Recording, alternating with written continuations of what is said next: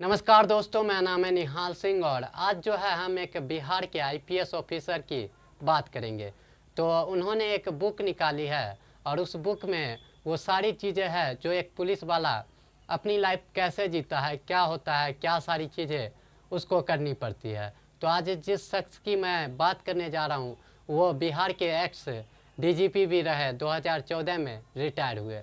तो मैं बात कर रहा हूँ अभय आनंद, जो 1988 में जो है आईपीएस ऑफिसर बने और उनका जो रियल घर है गया। और उनके पिताजी भी एक आईएएस ऑफिसर थे और वो भी डीजीपी के पद से रिटायर हुए। और उसके बाद जो है अभय आनंद खुद आईपीएस ऑफिसर बनते हैं। और 90 के दशक में सब जानते हैं कि क्राइम का जो सीमा था पार हो चुका था। जो है बिहार में श्री प्रकाश, यूपी में श्री प्रकाश शुक्ला, मुंबई में पूरा अंडरवर्ल्ड का राज था, बिहार में जो है सूरजभान सिंह, आनंद सिंह, अशोक सम्राट, ऐसे बड़े बड़े डॉन थे जो अपना 90 के दशक में क्राइम के जो पन्ना था इतना भर गया कि लोग हैरान हो जाते थे। एक एक दिन में जो है 30-30 किडनैपिंग हो जाती थी। अब आप किसको किसको पकड़िएगा। ऐसे वक्त में जो है उन्होंने काम किया। 1988 में उन्होंने ज्वाइन किया और उसके बाद जो है जानते हैं 90 के दशक में क्राइम जो है सीमा पार हो चुका था। लेकिन फिर भी जो है वो साइंस के विषय से थे तो बहुत लोग, मैं अभी भी कहता हूँ, बहुत पुलिस वालों को फॉरेंसिक साइंस जो होता है, एविडेंस, डीएनए, तो इन चीज़ों की अभी भी समझ नहीं है। उनको ये सब मालूम ही नहीं होता कि फॉरेंसिक साइंस क्या होता है।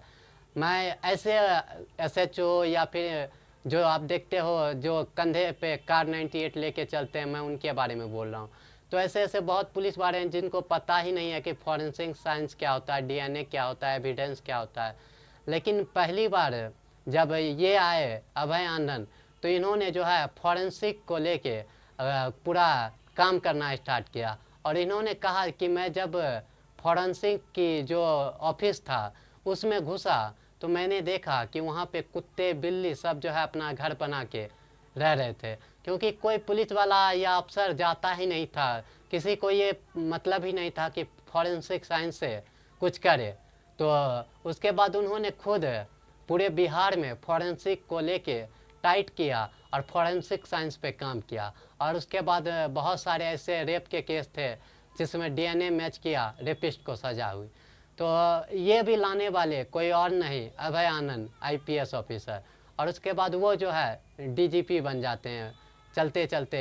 और उनकी एक सबसे और बड़ी बात जो है, सुपर 30 आपने नाम नहीं सुना होगा। सुपर 30 पटना में गरीब, ऐसे गरीब बच्चों को पढ़ाती थी जो बहुत गरीब होता है, पिछड़ा समाज से होता है, कि होता नहीं है कि राजा का बेटा ही राजा बनेगा। तो शिक्षा एक ऐसी चीज़ है जो गरीब को भी राजा बना सकती है। तो सुपर 30 यही कर रही थी। और एक बिहार का डीजीपी वो जो है सुपर 30 में ज्वाइन होता है और वो जो है एक टीचर के बन के वहाँ पे आईआईटी पढ़ाने लगता है। एक डीजीपी जिसके पास, आप सोच सकते हैं, हम सब सोच सकते हैं कि कितना पैसा होगा, जिसका पिता आईपीएस ऑफिसर डीजीपी रहा, जो खुद डीजीपी है, वो फिर भी जो है बच्चों को पढ़ाता था फ्री में। और जो है सबको अपना लाइफ का जो एक्सपीरियंस था और सबको बड़ा बनाने की कोशिश की। और 1000 से ज़्यादा बच्चे जो है कुछ ना कुछ बने उनके पढ़ाई की वजह से। तो ऐसे भी एक शख्स थे जो अभय आनंद, बिहार के डीजीपी। और उसके बाद उन्होंने 1988 में ज्वाइन किया और 2014 में रिटायर हो गए। और रिटायर होने के बाद जो है उन्होंने बहुत सारी ऐसी चीज़ कही। व्हाट इज़ न्यूज़, बहुत लोग कहते हैं कि न्यूज़ क्या होता है। तो न्यूज़ उन्होंने जो बताया मैं आपको बताता हूँ। न्यूज़ का मतलब वो होता है, अगर एक शेर बिल्ली के पीछे भाग रही है तो वो कोई न्यूज़ नहीं है। एक बिल्ली अगर शेर के पीछे भाग रही है तो वो न्यूज़ है, क्योंकि लोग देख के, ये सारी चीज़ें देख के आश्चर्य करेंगे कि मतलब एक बिल्ली से शेर डर कैसे रहा है। तो वही होता है न्यूज़।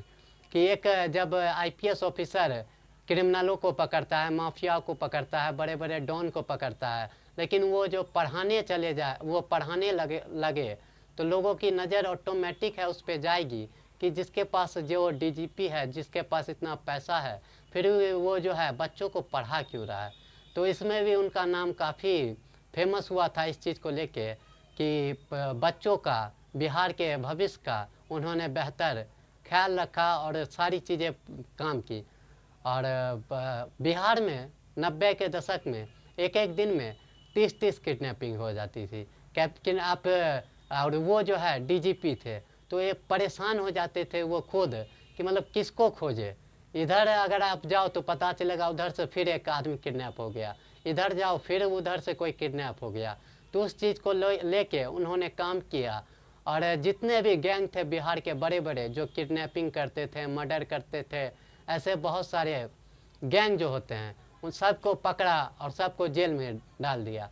और एक ऐसा ही वाक़या उन्होंने बताया कि एक जो है माफिया, गन माफिया जो है, गन उनको सप्लाई करता था, उनको उन्होंने पकड़ के जेल भेजा।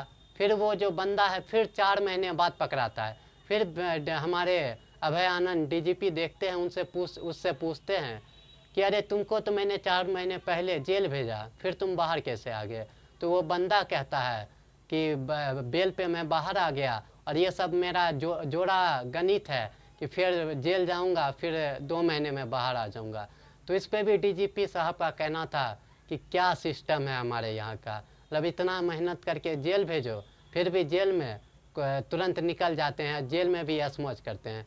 तो इस चीज़ पे भी वो उन्होंने काम किया कि जेल के प्रशासन को टाइट किया और जेल और बहुत सारे लॉ लाए। बहुत लोग जो है पहले हथियार लेके दिन दहाड़े चलते थे, लेकिन उस पे भी आर्म्स एक्ट लगा दिया। जो भी जो है हथियार के साथ पकड़ाता था उसको सीधा 2 साल की सज़ा हो जाती थी। उसके बाद डर से किसी की औकात नहीं थी कि कोई गोली दिन दहाड़े लेके घूमे। तो ऐसे एक शख्स थे बिहार के डीजीपी, एक्स डीजीपी अभय आनंद, और उन्होंने अपनी बुक निकाली और जो है जिसमें अनस्टॉपेबल है, मतलब कोई जो है समय नहीं है और कोई चीज़ें नहीं है, कि उन्होंने अपनी लाइफ के बारे में पूरा जो मंत्र था उनकी लाइफ के बारे में उस किताब में बताने की कोशिश की कि एक पुलिस वाले की ज़िंदगी क्या होती है। क्योंकि पुलिस वाला एक माफिया के पीछे भागता है, डॉन के पीछे भागता है, सारी चीज़ें करता है, फॉरेंसिक साइंस को लाने की कोशिश की, बच्चों को पढ़ाने की कोशिश की, और ऐसे बहुत सारे। और जो है सबसे बड़ी चीज़ पॉलिटिक्स, जब उनको पॉलिटिक्स को लेके सवाल पूछा गया तो उन्होंने कहा मुझे कोई इंटरेस्ट नहीं है पॉलिटिक्स में। तो उनका ये कहना है, बहुत लोग कहते हैं कि हमारे नेता अच्छा है, ये दे दिया वो दे दिया, तो क्या दे दिया? वो अपने बाप के घर से कोई नेता देता नहीं है, देता हमारे आपके टैक्स से जो पैसा निकलता है वो जो है लोगों पे खर्च किया जाता है। कोई नेता अपने बाप के पैसे किसी को लुटाता नहीं है, देता नहीं है। कोई नेता अपने पैसे का बटन अगर किसी को दे तो उसको कहते हैं देना, मतलब उसको देना नहीं कहते कि हम दूसरे का पैसा लेके उसको दे और ख़ुद को महान समझे। तो उनका यही कहना था कि पॉलिटिक्स में जाने से कोई फ़ायदा ही नहीं है, क्योंकि हम लोगों की सेवा कर ही नहीं सकते। क्यों नहीं कर सकते भैया? हम अपना देंगे तो उसको कहते हैं सेवा, हम किसी और का ही किसी और को दे तो उसको सेवा नहीं कहते। और यही हमारे सिद्धांत या फिर बहुत तेज़ तरार और जो ईमानदार अफसर बिहार के एक्स डीजीपी 2014 में रिटायर होने वाले जो है अभय आनंद जी की जितनी तारीफ़ करे कम है। और एक बात और उनसे पूछा गया कि अब के जो आईपीएस ऑफिसर होते हैं वो आपसे जो है डिस्कस करने आते हैं या फिर नहीं, कि बहुत सारी चीज़ें होती है, एक एक्सपीरियंस बंदा बता सकता है कि क्या करना चाहिए कैसे करना चाहिए, लेकिन एक बिहार का ऑफिसर आईपीएस आईएएस जो है पूछने नहीं जाता। सबको लगता है कि हम खुद काफ़ी हैं। तो ये भी एक बहुत बुरी स्थिति है कि एक एक्सपीरियंस बंदा बैठा है, उसका कोई एक्सपीरियंस लेना नहीं चाहता और सब खुद को ही महान समझते हैं। तो बिहार की स्थिति जो जिन्होंने बेहतर की थी, फिर आज जो है वो रिटायर हो गए, लेकिन उन्होंने किताब लिखी जिस किताब में बहुत सारी चीज़ें सीखने को है। एक पुलिस वाले की ज़िंदगी, वो जो है एक और बात मैं आपको शेयर करना चाहूँगा कि वो जो है आईपीएस ऑफिसर आईएएस को जो है बंगला मिलता है, और कितना बड़ा मिलता है आप जानते हो? 25 लाख पर मंथ रेंट के हिसाब से एक IAS ऑफिसर को IPS ऑफिसर का उसका बंगला मिलता है। लेकिन अभय आनंद जी किसी बंगले में नहीं रहते थे, वो खुद के अपने घर पे रहते थे। उन्होंने कहा मुझे किसी बंगले की ज़रूरत नहीं है, मेरा जो घर है मैं वहीं रहूँगा। तो इतना दरिया दिल थे। उनके पिता भी जो है किसी ऑफिस में नहीं, उनको जो घर दिया गया था वहाँ नहीं रहते थे, वो भी अपने जो पिता का घर था वहाँ रहते थे। तो इसको कहते हैं महानता, कि सरकार ने बहुत कुछ दिया लेकिन उन्होंने लिया नहीं। और जो है पूरे बिहार के लिए काम किया, बहुत कुछ किया, और उनकी किताब में बहुत सारी सीखने को है, इसलिए मैंने आपको उनका जिक्र किया। Thank you.